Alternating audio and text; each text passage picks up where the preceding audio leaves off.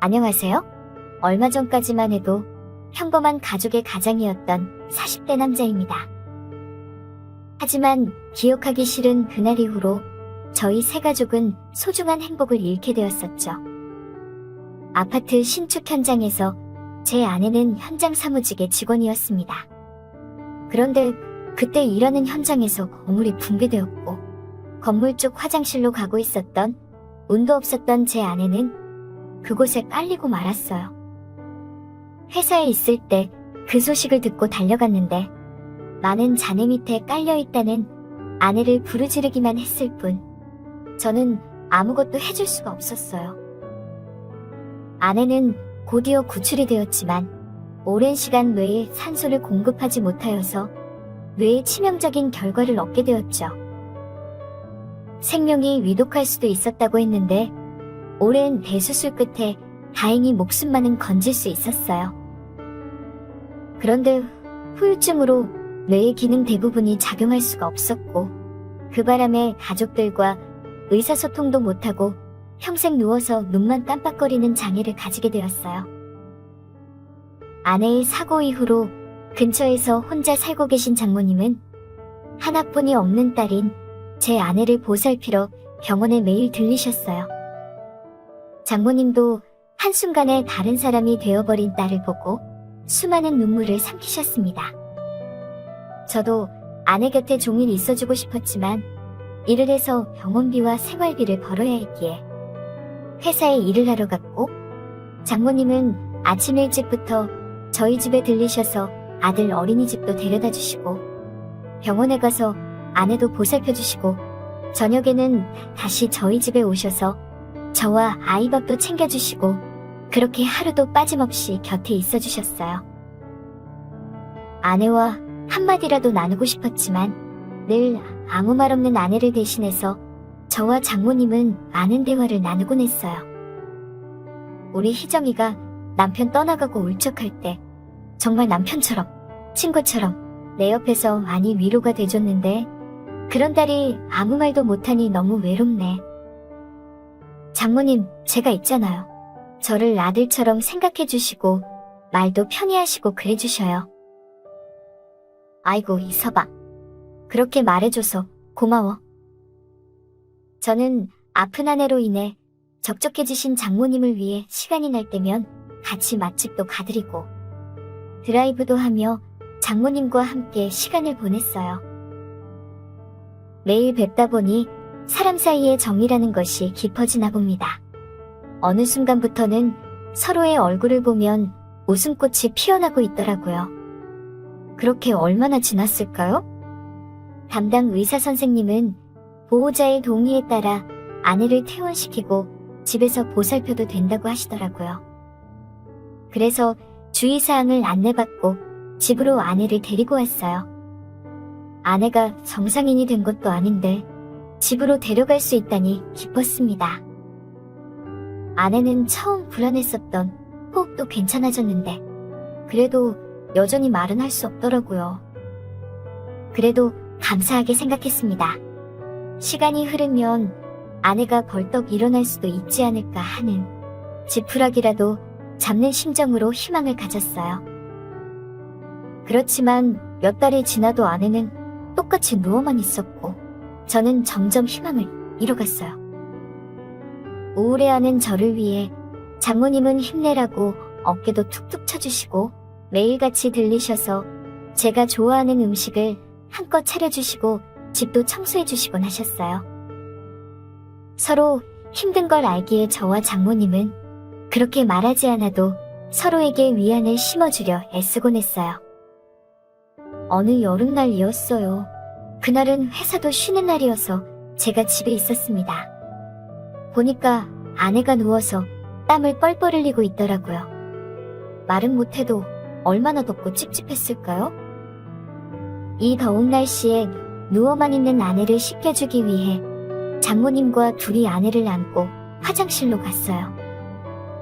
가벼운 아내이지만 움직이지 못하는 사람을 들고 씻겨주는 일이란 정말 쉬운 게 아니었습니다.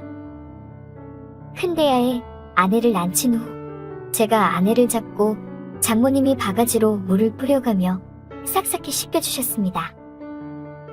그런데 더운 날씨에 아내를 씻겨주시느라 장모님의 몸에는 땀이 줄줄 흐르더라고요.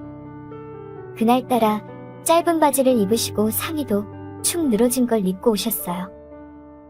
그렇게 쪼그려서 분주하게 아내를 씻겨주시는데 자꾸 눈길이 장모님에게만 쏠리더라고요. 내가 지금 무슨 생각을 하는 거지? 하면서 다른 생각을 해보려 했지만 제 머릿속에는 여자 장모님이 자리 잡고 있었어요. 바닥을 물걸레질 하는 모습도, 요리를 해주시는 모습도, 쪼그려 앉아서 빨래를 하는 모습도 저에게는 전부 자극적이게 보이는 거예요. 장모님은 몸매도 예쁘시고 연세에 비해서 젊으신 분이고 매력적인 분이시라 그런지 더욱 그렇게 느껴진 것 같았어요. 아내가 아픈 후로는 그걸 하고 싶어도 할 수 없는 상태였었는데 바로 옆에서 장모님이 여자로 보이니 더욱 그 생각이 치솟더라고요. 할 수 없이 장모님이 잠들었을 때 몰래 방에 가서 컴퓨터를 켜고 혼자 위로를 했어요. 그런데 어느 주말이었어요? 장모님이 낮잠을 주무시길래 다른 방에 가서 몰래 컴퓨터를 켰는데 잠에서 깨어나신 장모님이 모르고 들어오신 거예요. 민망한 그 상황에 제 모든 걸 봐버리셨습니다. 미안하다며 방문을 닫고 바로 나가신 장모님과 잠시 후 다시 대면했습니다. 정말 쥐구멍이라도 들어가고 싶었어요. 이서방, 많이 외롭지? 우리 희정이 저렇게 되고 나서 남자 혼자서 얼마나 힘들겠어? 다 이해하니까 아까 일은 잊어버려. 장모님, 많이 놀라셨죠? 다음에는 조심하겠습니다. 억지로 안 하면 병 생긴다고 하니 그렇다고 참으면 안 되지. 솔직히 나도 남편이 먼저 떠나고 외로울 때마다 혼자 삭히곤 했어. 그건 부끄러운 게 아니라 당연한 거라네. 장모님의 솔직한 발언에 마음이 조금 편안해졌습니다. 그런데 그 말을 들으니 왠지 기분이 이상해졌습니다. 가뜩이나 장모님을 마음에 담아놓고 있던 저는 참기가 힘들었어요. 사실은 원래 잘 참았었는데 매일 장모님을 보다 보면 참기가 힘드네요. 장모님이 너무 좋으신 분이고 늘 고마우신 분인데 제게 어느 순간부터 여자로 보여요. 이서방, 그러면 안 되지 않아? 장모님을 좋아하는 것 같아요. 어떡하죠? 이서방? 그렇게 저는 장모님에게 다가갔고 진한 키스를 나누며 그동안 참아왔던 장모님에 대한 사랑을 가득 채워버렸습니다. 처음에 이러면 안 된다고 하시던 장모님도 이제는 깜깜한 밤이 되면 안방에 먼저 오셔서 본인이 직접 꽉 안아주시더라고요. 놀랬습니다. 젊으신 장모님이 그동안 혼자서 어찌 견뎌내셨는지, 그동안 못 누렸던 한을 저에게 풀고 있는 듯 시도 때도 없이 만끽하시더라고요. 그래서 저는 그 이후로 장모님이 더욱 좋아졌습니다. 아내에 대한 미안함도 잊은 채 저희 둘은 그렇게 틈만 나면 안방으로 가서 문을 잠궜습니다.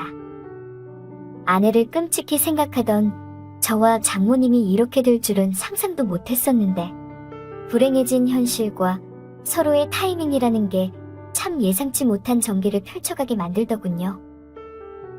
한편으로는 평생 누워있는 아내가 제가 행복하고 즐거우면 이런 저와 장모님을 이해해줄 수 있지 않을까?